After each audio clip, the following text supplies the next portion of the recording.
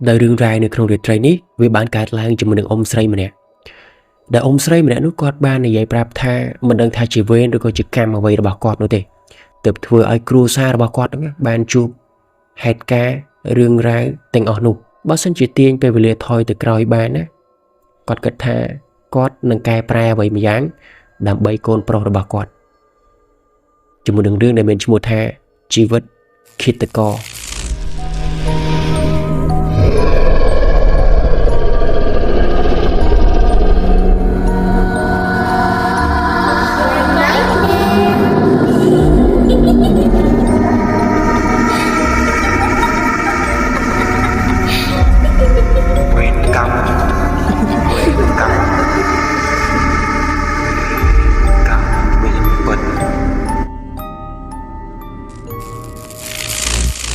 Chào mừng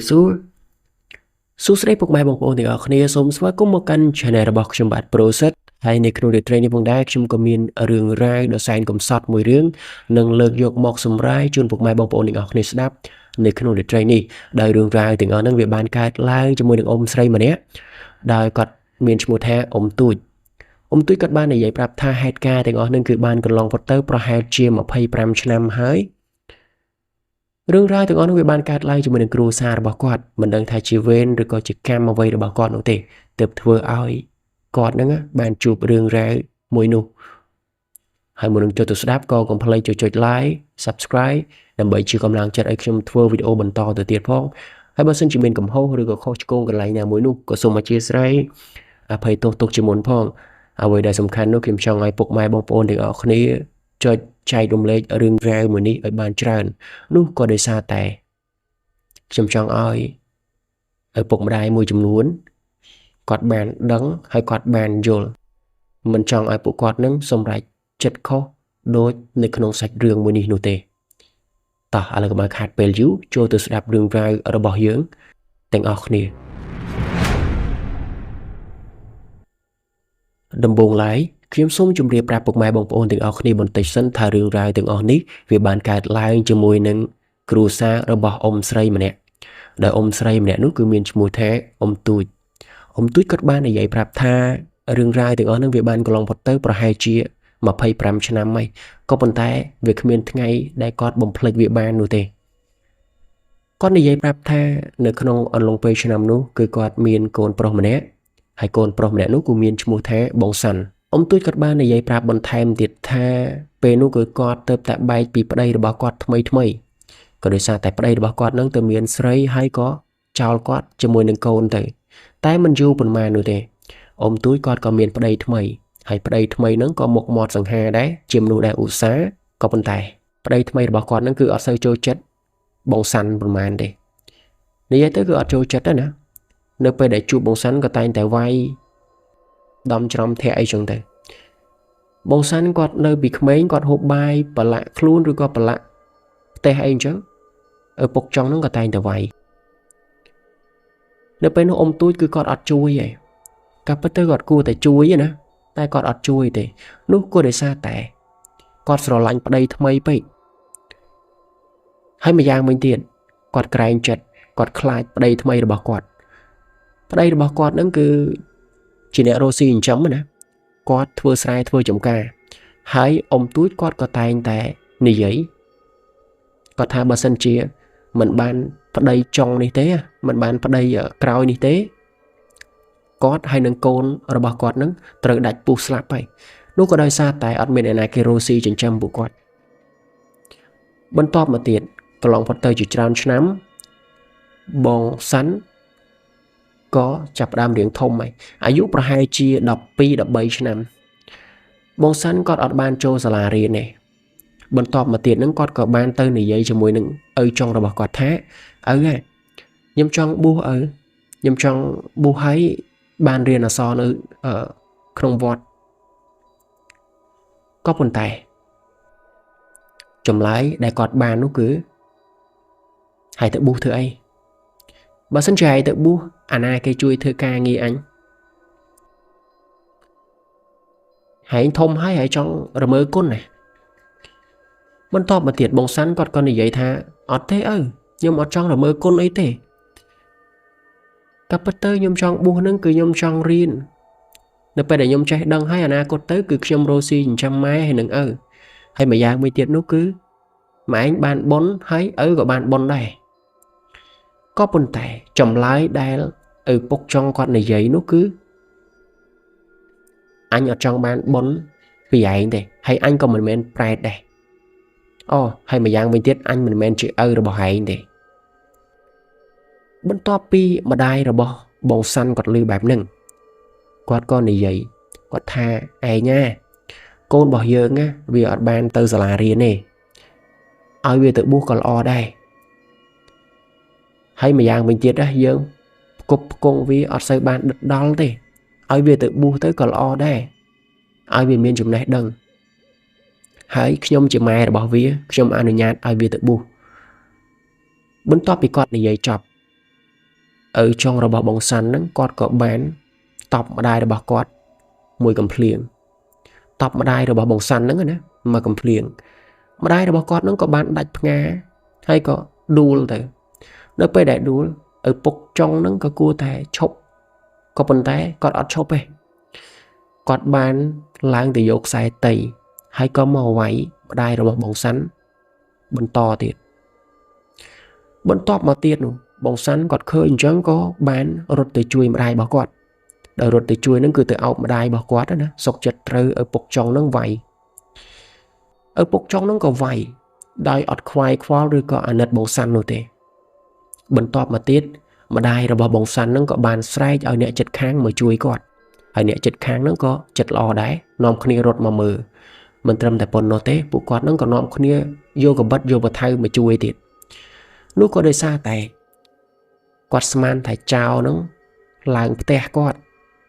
nên ngày sman đã miên trao plon này chẳng á đôi chân này hai nè chật kháng nó còn nòm khnia mà chui có bên tay cả bật đại bộ quạt bàn khơi nó cứ ở bốc trong rồi bỏ bông xanh nó cứ cầm bông tại vậy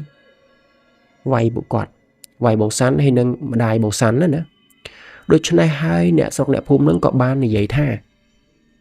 cái đấy kê hãy miên rừng ấy mến ban này vậy kìa nâng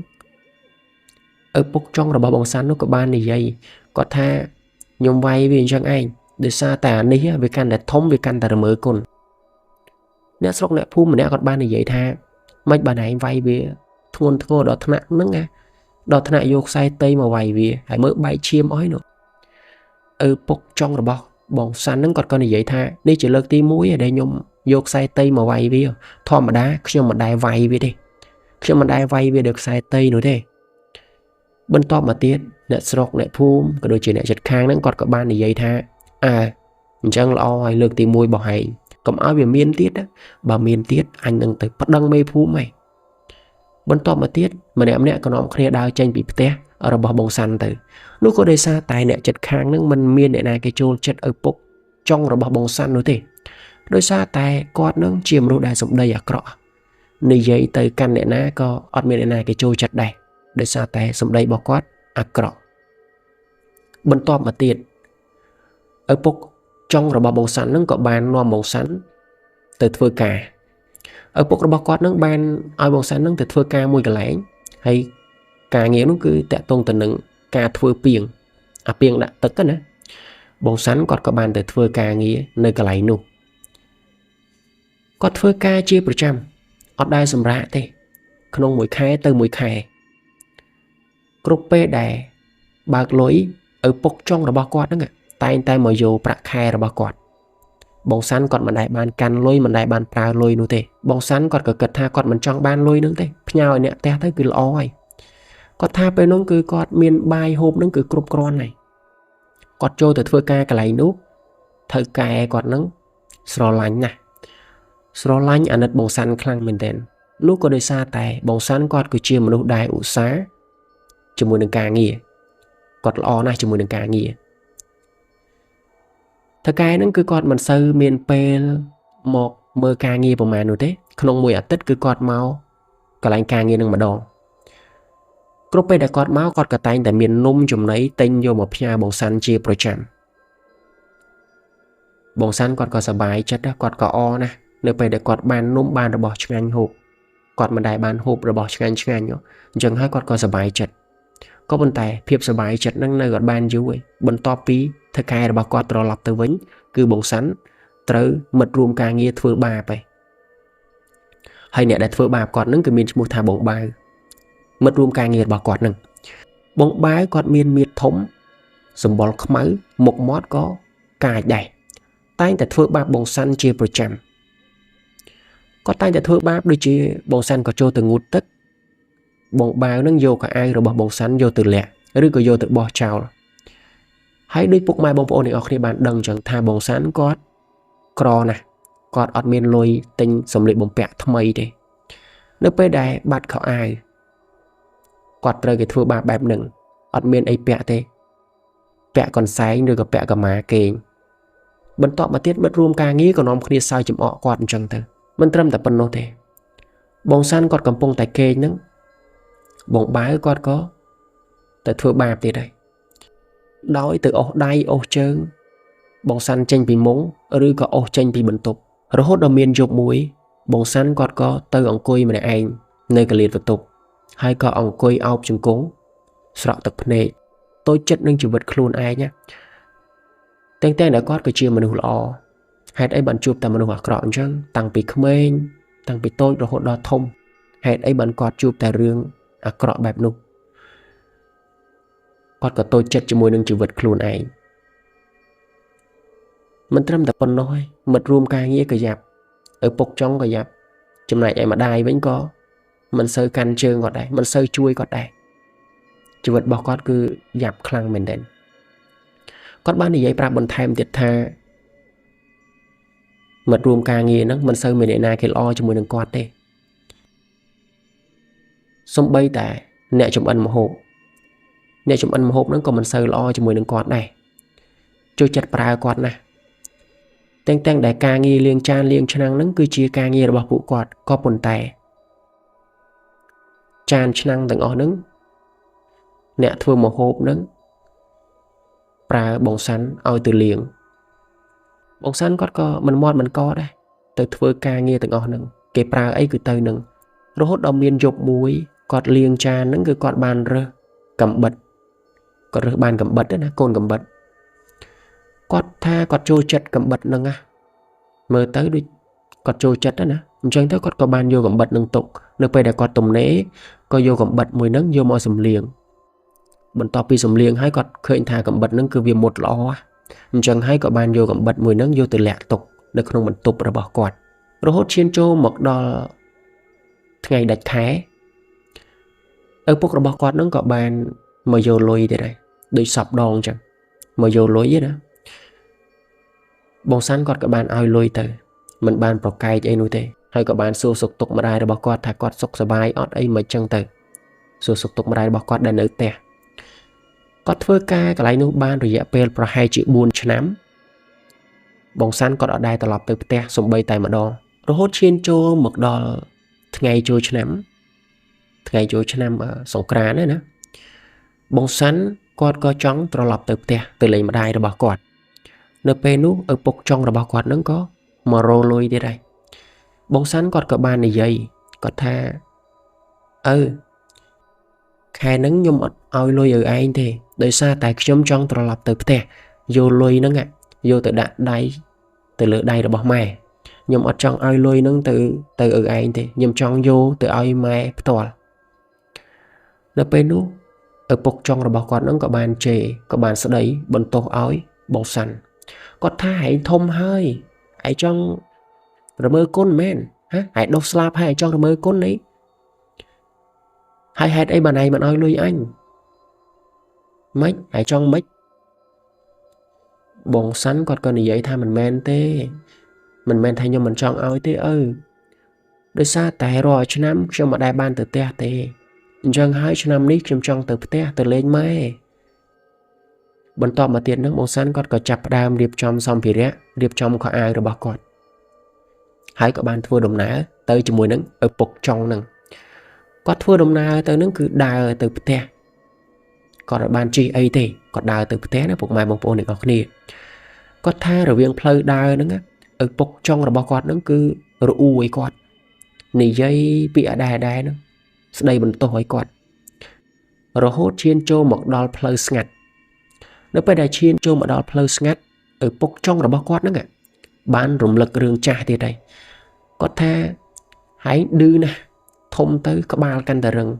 ហើយនៅចាំបានអត់ណារសជាតិខ្សែតីបើសិនជាឯងចាំបានណាល្អហើយអញអត់ចង់ធ្វើអញ្ចឹងទៀតទេតែបើសិនជាឯងឌឺហើយនឹងស្គាល់រសជាតិខ្សែតីម្ដងទៀតបន្ទាប់ពីបងសាន់គាត់លឺបែបហ្នឹងណាគាត់ខឹងម្ដង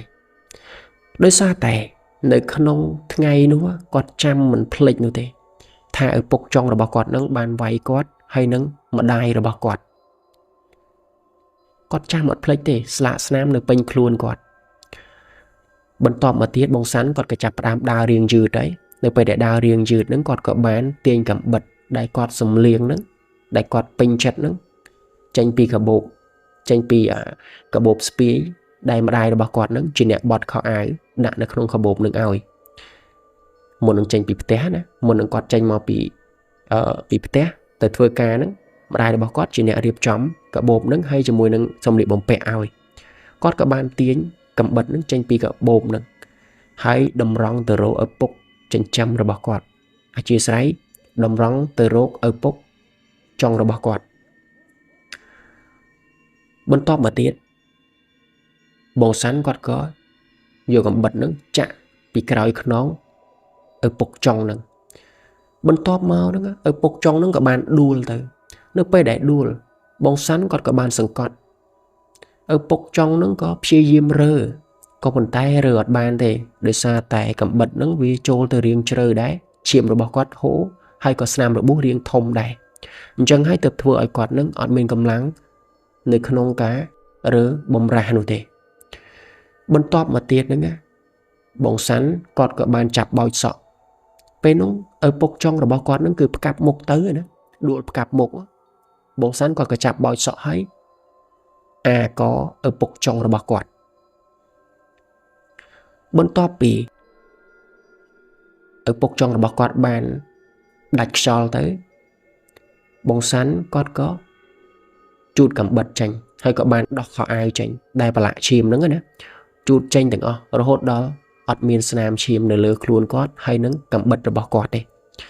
បន្ទាប់មកទៀតគាត់ក៏បានយកស្លឹកឈើងាប់ងាប់ក៏ដូចជាមែកឈើយកមកដាក់លើឪពុកចុងរបស់គាត់ហ្នឹងហើយក៏បានយកដែកកេះរបស់ឪចុងគាត់ហ្នឹងដើម្បីមកដុតឪចុងរបស់គាត់ហ្នឹងនៅពេលដែលដុតរួចគាត់ក៏ទៅរកម្ដាយរបស់គាត់បន្តទៀតធ្វើដំណើរទៅណានៅពេលដែលទៅដល់ផ្ទះគាត់ឃើញម្ដាយរបស់គាត់ហ្នឹងគឺគាត់សប្បាយខ្លាំងមែនទែនរត់ចូលទៅអោបម្ដាយរបស់គាត់ហើយពួកគាត់ហ្នឹងក៏យំអោបគ្នាអីចឹងទៅដោយសារតែពួកគាត់បែកគ្នាជាច្រើនឆ្នាំហើយម្ដាយរបស់គាត់ហ្នឹងគឺរំភើបគឺគាត់ខ្លាំងមែនទែនអោបកូនរបស់គាត់ហើយក៏យំទឹកភ្នែកអីចឹងទៅបងសាន់នោះគាត់ក៏បានយកលុយមួយចំនួនដាក់នៅក្នុងដៃម្ដាយរបស់គាត់តាមបំណងរបស់គាត់ដែលគាត់ចង់ធ្វើបន្ទាប់មកទៀតម្ដាយរបស់គាត់នឹងក៏នឹកឃើញថាឪចុងរបស់គាត់នឹងទៅរកគាត់ទៅរកបងសាន់ណាហើយក៏បានសួរថាកូនឯងឃើញអត់ឪចុងរបស់កូនឯងវាទៅរកកូនឯងតើបងសាន់គាត់ក៏ថាអត់ឃើញផងម៉ែខ្ញុំមកតាមផ្លូវកាត់ហ្នឹងខ្ញុំដើរមកតាមផ្លូវកាត់ខ្ញុំអត់ឃើញឪផងគាត់និយាយចឹងណាអត់ឃើញឪទេរហូតឈានចូលមកដល់ពេលល្ងាចអ្នកស្រុកអ្នកភូមិហ្នឹងក៏បានមកនិយាយប្រាប់ម្ដាយរបស់បងសាន់ថាពួកគាត់ឃើញសាកសពរបស់ប្តីគាត់ដែលដេកស្លាប់នៅកន្លែងព្រៃស្ងាត់មិនត្រឹមតែប៉ុណ្ណោះទេសាកសពរបស់គាត់នឹងគឺឆេះអស់ខ្លះហើយដោយសារតែឃាតករនឹងសម្លាប់ឲ្យដុតបន្ទាប់មកទៀតនឹងម្ដាយរបស់បងសាន់គាត់ក៏ឲ្យបងសាន់នឹងជូនគាត់ទៅមើលហើយក៏បានឃើញដូចអ្វីដែលគេមកប្រាប់គាត់មែនបន្ទាប់មកទៀតនឹងក៏បានប្រាប់ប៉ូលីសប្តឹងប៉ូលីសណាប៉ូលីសក៏ចាប់ផ្ដើមមកមើលកន្លែងកើតហេតុហើយពួកគាត់នឹងក៏បានឃើញថាឪពុកចុងរបស់បងសាន់នឹងបានស្លាប់បាត់ហើយក៏ចាប់ផ្ដើមស៊ើបរឿងក្តីក៏ប៉ុន្តែដោយសារតែនៅក្នុងអំឡុងពេលឆ្នាំនោះវាអត់មានកាមេរ៉ាសុវត្ថិភាពគ្រប់យ៉ាងទាំងអស់វាអត់ទំនើបទេ chẳng hai từ thua ai police nữa sơ rừng cái đây mới nước ọt đằng thằng này na cái chỉ kiện từ cò nữa thế mấy giang mấy tiếng nó cứ cái lại như về nơi cho nó bọt đó nè để cho này hái police còn mình sơ buộc cài bờ màn này rừng rào từng on nó việc các bạn lòng phật từ chùm này vậy ở bốc ở bò bông xanh nước ở bốc trống nó nè cứ bàn slap free đói chạp khi ta cọt bàn bên top mà tiệt rồi rò ở hái bông xanh có trò lọc mà thưa ca mình đói mà đại bọc cọt nước nữ tem mà này anh pro cọt này cọt thưa sai thưa chùm ca ọt bàn này đời xa ta cọt chia mà đâu sấy nữa cọt nơi tại anh chẳng hái cọt thưa sai thưa chùm ca ọt bàn này cọt cả bàn ôi sai ôi chùm ca nữa từ nẹ chật khang cọt chùl ôi nẹ chật khang là bọc cọt nó chỉ nẹ thưa được bây để thưa bàn chặt đam promote Paul nó cứ chạy mà nè bẹ cả đàn cho mùi nắng mà chả xài mà chả đầy nừng mình chú phần màn thế mà đai rồi bỏ bóng xanh nó còn cả bàn tự bu chỉ dày chi mình tọt mà tiền nó bóng xanh còn cả bàn lưu đồng nâng mùi nâng đầy còn có sờ bài chất đó nè tha mà đai rồi bỏ cọt nó tự bu chi ấy còn lên sơ và bài chất rồi còn lên sơ khoai vì mà đai phần màn này bóng xanh còn cả tăng chất vừa cả rồi hốt xin cho mà đòi chụp mũi bông xanh còn cả thưa ca tam thom mà đá nè bận tọt mà tiền nó có mò sùng rạ nó pe đây sùng rạ pe nó pra hai chỉ mong mùi dục nè đợt tay nó cứ kê nhỏ hay bông xanh nó còn cả ngợp bị kê nằm bay tới bọt trường tuổi nó pe đủ còn cả bàn chụp cho mùi nắng bông bài đại cầm pông té ông coi phật xà nó pe đại bông bài còn khơi bông xanh có xu tha hãy toàn đây thế mến con cái hãy toàn đây thế ấy bóng sắn còn có ọt mọt đây có bàn đào tới bọt trường tội có bên tay bóng sắn còn ọt chốc đây có bay chỉ cào láng hay rơ đọp xa để còn cầm bông thành coi phật nữa cục tới từ rồi bóng sắn có bên tay ọt rơi ấy đôi xa tay bóng bài nó còn sầu vòng ấy chẳng ấy còn cục ọt rơi ấy bông xanh có mình to mò to co ấy đây tự bọt trường tôi mình to mà tiền nó còn có đau mà cho mình tục kênh mình có bên tay bông bay ở toàn chọc ấy con này dây thiệt tha ê anh này dây mùi ấy nhá con cái hãy ở slide mùi anh chứ hãy thông nè mến giúp nâng đây xa tại anh giờ vấn này bà xin chị anh on giờ vấn anh vay ấy nhá con cái nước bê đài bông xanh gọt lư bịa thả con trai nâng vì nhật bích con này giấy từ căn bông bao thả bông mai bỏ nhóm gọt bù chi ấy gọt thuê chị đôn chi ấy bông anh cũng hơi nhung chân bàn ớt bông anh cô tài dục vô đòm đai bỏ nhóm tư gọt thuê chị giấy chi ấy bông ơi chụp hai chân tư vì ọt lo tê bông bao gọt ọt đạp gọt thả mai ấy nè bù thả men mai ấy anh con dây trắng nữa men mai ấy anh bu chi bu ấy có bu từ men mai anh phụ bông sắn có ọt mọt đây đào trôi từ không mình tốt hay có từ vô gặp bật bình to mà tiết bông sắn có bàn đá từ rố bông bài có khơi thả bông sắn trôi không mình tốt hay có coi phật thò mà đã còn bàn tay này na tự đăng ấy thả bông sắn có trôi từ vô gặp bật nó pe nó bông báo con coi bài non ói bông xanh nữa nè bông xanh từ đó ọt này dây ấy tràn đấy chặt bật mót hãy có vô cầm bật nâng cò bên top bị co rối bông xanh con có khơi thá bông bài nữa ạ ngà còi màu ấy hãy có bậc cạch nó bên nữa bông xanh có tha con ọt tọ slot ấy dùng bay tay bồn tê tê chúng mình đừng rụp hiếp để con cầm bông tay khơi nhỉ con khơi thá bông bài nâng bậc cạch trần lại mà đâu tại con ọt tọ slot đấy con vô chân rồi bỏ con nâng tới tròn mục rồi bỏ bông bài thêm điện con tha bên nó cứ con rùm phơm khăn con sờ bài khăn đời xa tại con bàn song sắc ấy con bàn xâm lạp ấy mà nụ đây thừa bạp con bên top mà tiết con cất tha con nơi cái lại nâng lên bán này cái chập đám từ rô khả ai dù khả ai rồi bỏ con nâng đã không bùm vịt muối hay có thua đồng ná tranh bị cái lại nụ từ con các ban tranh bị khai nâng từ khai mùi tiền គាត់ថាគាត់ចូលទៅដល់ខេត្តថ្មីហ្នឹងអត់តន់សូវមានលុយអីប្រហែលទេដោយសារតែចេញពីកន្លែងការងារហ្នឹងគឺអត់តន់បានបើកលុយអញ្ចឹងហើយក៏ទៅធ្វើការកន្លែងមួយការងារហ្នឹងគឺជាអ្នកលីត្រីគាត់ថាពេលនោះគាត់អត់មានលុយជួលបន្ទប់ជួលទេដូច្នេះហើយកន្លែងដែលគាត់គេងហ្នឹងគឺតាមថ្នល់គិនថ្នល់ហ្នឹងគឺគាត់គេងយប់ខ្លះល្ងាក៏ទៅដេកចិត្តឆ្កែដែលដេកនៅតាមចិញ្ចើមថ្នល់ណាគាត់ទៅដេកចិត្តឆ្កែហើយអោបឆ្កែដោយសារតែខ្វះភាពកក់ក្ដៅពេកពេលនោះគាត់ដេកហើយគាត់យំគាត់នឹកឃើញជីវិតរបស់គាត់ថាការពិតទៅគាត់តាំងចិត្តនឹងទៅប៊ូសទៅនៅជាមួយនឹងម្ដាយរបស់គាត់ថាគាត់រកលុយបានបន្តិចគឺគាត់ទៅប៊ូសហើយក៏ប៉ុន្តែវាអត់ដូចបំណងរបស់គាត់នោះទេពេលនេះគាត់ខ្លាយទៅជាឃាតករហើយប៉ូលីសប្រហែលជាគេដឹងហើយថាគាត់គឺជាអ្នកសម្លាប់ឪពុកចុងហើយជាមួយនឹងបងបាវពេលនេះប្រហែលជាប៉ូលីសចាប់ផ្ដើមតាមរកខ្លួនគាត់ហើយបន្ទាប់ពីបងសាន់គាត់នឹកឃើញរឿងរ៉ាវជីវិតរបស់គាត់កន្លងមកហើយនោះទឹកភ្នែករបស់គាត់នឹងក៏បានស្រក់ចុះគាត់ក៏បានយំដេកអោបឆ្កែនៅក្នុងយប់នោះទៅពេលវេលាកន្លងផុតទៅមិនយូរអីប៉ុន្មាននោះទេបងសាន់ក៏ចាប់ផ្ដើមស្គាល់ជាមួយនឹងមនុស្សស្រីម្នាក់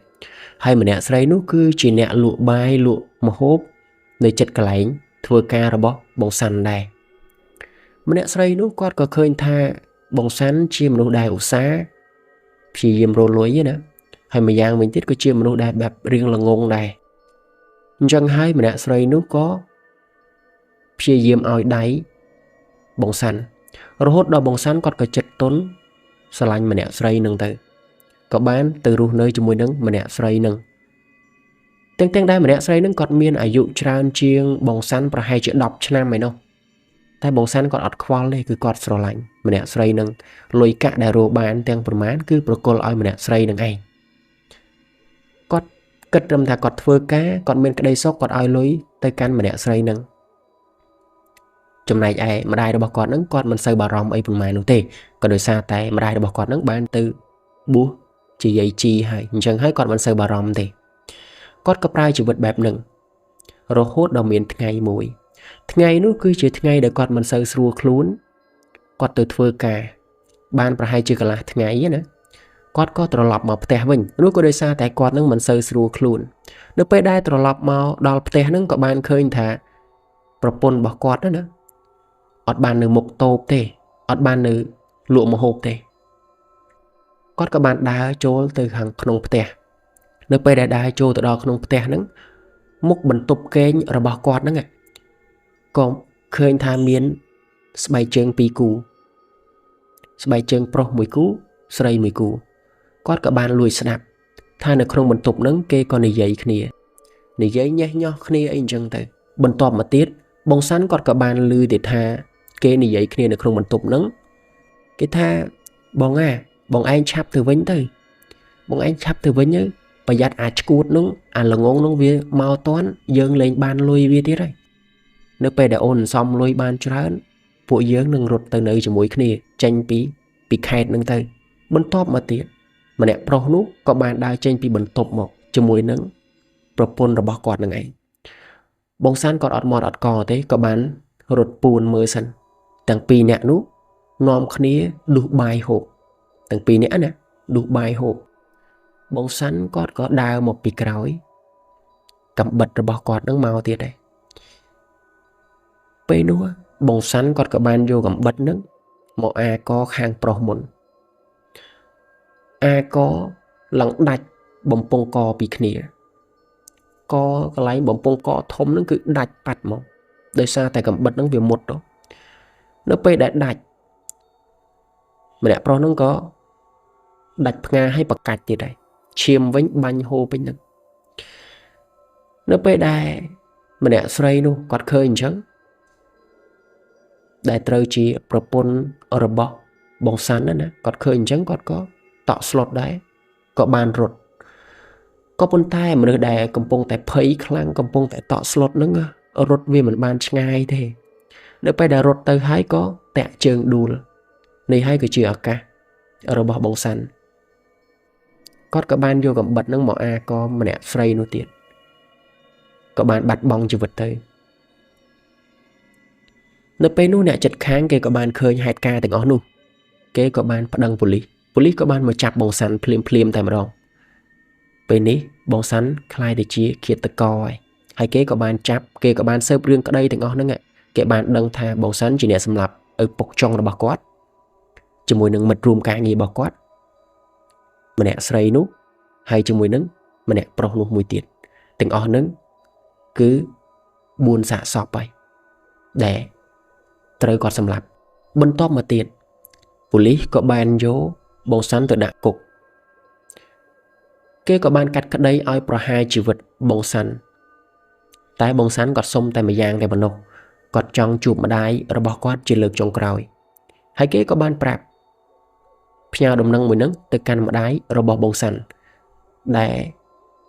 កំពុងតែពាក់ឈុតសនៅខាងក្នុងវត្តឯណោះមិនយូរប៉ុន្មាននោះទេម្ដាយរបស់បងសាន់ហ្នឹងក៏បានមកនៅពេលដែលមកនោះក៏យំអោបកូនអញ្ចឹងទៅដោយសារតែកូនកំពុងតែនៅក្នុងទ្រុងដែកដែលនៅពេលនេះគេហៅថាឃាតករម្ដាយរបស់គាត់នឹងស្ទើរតែមិនជឿទេថាកូនរបស់គាត់ខ្លាយទៅជាមនុស្សបែបនោះគាត់ក៏បានអោបកូនហើយក៏យំក៏ប៉ុន្តែគ្រប់យ៉ាងវាបានហួសពេលអស់ហើយបងសាន់គឺត្រូវស្លាប់ដោយសារតែគេយកទៅប្រហារជីវិតហើយរឿងរ៉ាវទាំងអស់ហ្នឹងវាក៏បានចប់ទៅចប់ទាំងជីវិតដ៏សែនកំសត់មួយនេះចប់គ្រប់យ៉ាងសម្រាប់ជីវិតរបស់បងសាន់